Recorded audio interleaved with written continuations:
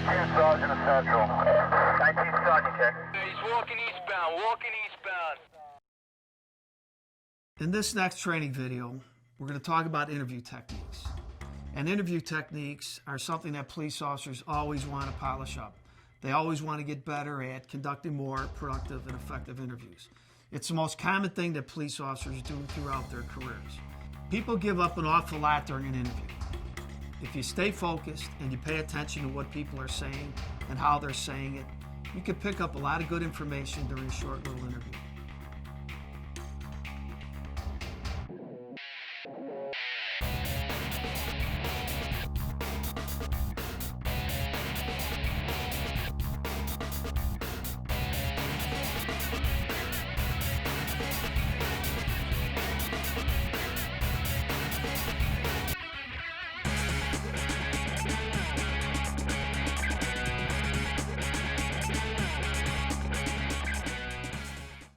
Now, an interview is conducted to elicit information, not to get a confession. And the primary type of information that we're going to gain during an interview is investigative information that answers certain types of questions, such as who, what, where, when, why, how. When we're out on the field conducting our interviews, we have to realize that the people we're going to be interviewing are sometimes going to be potential suspects. They could also be people that we're going to use to develop that investigative information. Some of the same principles that hold true during any interaction with the police definitely hold true during the interview process. Try to make people feel comfortable. Spend a little time getting close to people. Don't just jump right into investigative questions. You have to make people feel comfortable. Now, while we conduct our interviews, we want to carefully monitor the suspect's behavioral responses, because people give up an awful lot during a short little interview. I've interviewed a lot of people over the years. Some of them were very good liars and gave off very few clues to the fact that they were lying. Others give up a lot of clues. There are situations in everybody's life where they are forced to tell people something that isn't true. When you're being interviewed by a law enforcement officer, it really exaggerates the uncomfortable feeling that people have when they are lying to the police. They're going to be nervous, they're going to be fidgety, they're going to be doing a lot of things to show that there's some anxiety going on here. Good police officers are going to be focused in on that anxiety.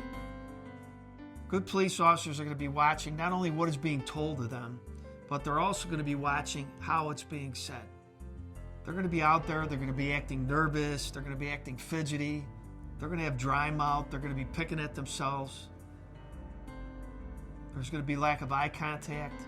There's going to be nervousness as far as repeating questions. People doing facial gestures, kind of doing things that relieve anxiety a little bit.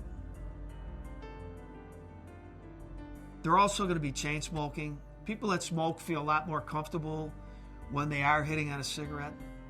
Just the way somebody's hitting on a cigarette can give you indications whether they're lying about something, just holding back on information. Smart police officers are going to key in on these behaviors. They're going to pick up an awful lot just by keeping a close eye on the subject they're interviewing. People are going to give up an awful lot, whether they're holding back, whether they're lying about something. And these are the behaviors that police officers are going to be looking for. Good police officers are going to be able to read people. And that's what we want to talk about. You have to learn how to read people. At the end of an interview, you should have a pretty good idea whether somebody's been telling you the truth or whether they've been feeding you BS. Now, when we talk about conducting interviews, it goes way beyond just throwing out questions. The timing of a question, the phrasing of a question can have a big impact on how much information we're going to be able to develop. The way we phrase a question has a big impact on how it's going to be responded to. I would ask indirect rather than direct questions. If I was looking at a kid who I thought was a gang member, I didn't jump out and ask him, "Hey, what gang are you with?"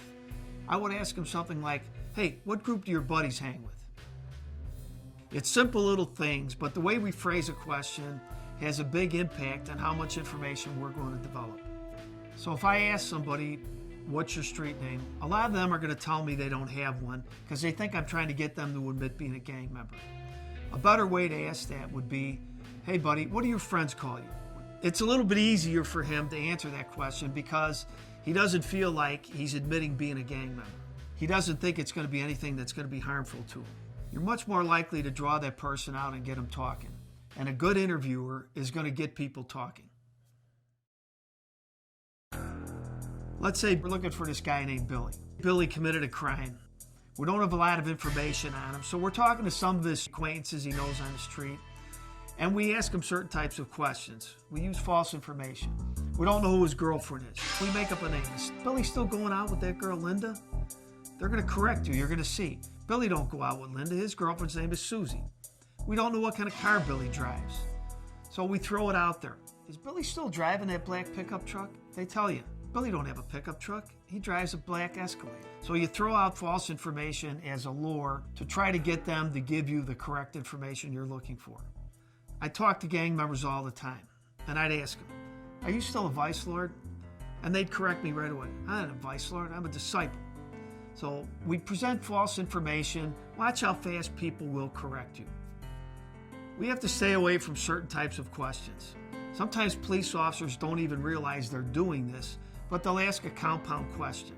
And a compound question addresses two issues within the same question. For example, did you see Billy at all last Friday or talk to him that day? You're going to see that people are going to focus in on the part of your question they can answer truthfully. Maybe he saw Billy drive by in a car, but he didn't actually talk to him. Maybe he talked to him on the phone, but he never actually saw him. So they feel comfortable saying yes to the part of your question that they can answer truthfully to, at least in their mind.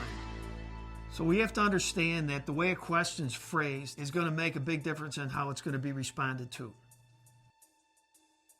A lot of times police officers use memory qualifiers within a question. For example, do you remember being with Larry last night? Do you recall talking to Cindy on the phone the other night?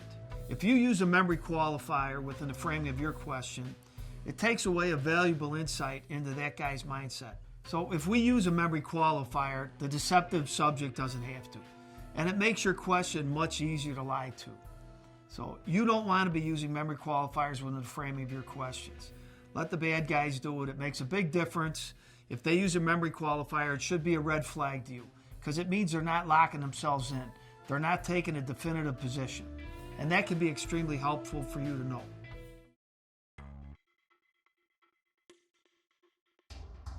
Another common mistake that I would see police officers make is they would use the negative question. Believe it or not, people are going to agree with you. You want to stay away from questions that expect agreement. You weren't anywhere near 5th and Jackson, were you? What do you think they're going to tell you? Yes, I was. So we want to make sure that we don't ask that negative question, a question that is expecting them to agree with us. Probably 80% or better of the interviews that police officers are going to conduct are going to be informal interviews. And that means they take place in some environment outside the police station. We have to be prepared to ask our questions in these various environments. For example, you're going to someone's home. When you go to someone's house to interview them and they have something to hide, they would love to keep you outside on the front porch. They would love to talk to you through a partially open door or a screen door. Your goal is to get inside that residence. So a simple way that I've learned that works is I'd always put them on. Hey, are you Jerry Smith? Hey, Jerry, I'm Pat McCarthy with the police department. I'm looking into an incident that happened downtown last night, and your name came up as somebody who might be able to help me out. You got a couple minutes to talk with me? Most people aren't going to be able to say no. No, I'm not going to talk to you. So you're almost kind of putting them in a position where they're really going to have to cooperate. When you are interviewing people, never interview people as a group. What happens is when other people hear other people say something, it's going to influence their statement. And all of a sudden, everybody's going to be agreeing with what they heard other people say. I don't care if you have 2 witnesses or 6 witnesses. Always separate people. Don't ever let anybody else hear what other people are saying. Say you got 2 girls on the street who witnessed the theft. They might be good friends, but you always want to separate them. Move them away from each other while you're talking to them. It often tends to influence their statement. One of the witnesses might say, hey, it was a maroon car that drove down the street and fired the shots. The other girl that's going to be interviewed is sitting there thinking, I thought that car was not maroon but red. But once she hears this other girl say she thought it was a maroon car, very often they're going to change their story to fit what they've already heard. So all of a sudden you got 2 people saying it was a maroon car, and it could take you in a place where you don't want to be. You're looking for something that's not there. The red car was the subject's, and all of a sudden everybody's looking for a maroon car. An important point to remember is that dealing with the police is usually not a pleasant experience for most people, and we have to understand that. Good police officers are going to come off as somebody who's understanding, caring, somebody who's out there who's just trying to do their job. It's important that we deal with people effectively to get the information that we need. And again, the biggest part of this job is going out there and interviewing people. If we don't have good interview skills, we're not going to be able to go out there and develop the information that we're going to need. False, misleading, or inaccurate information is going to take us into a completely different direction than we want to go. So we got to be very careful that we don't get misled during an interview. We got to be picking up solid leads and information if we are going to be successful at conducting interviews.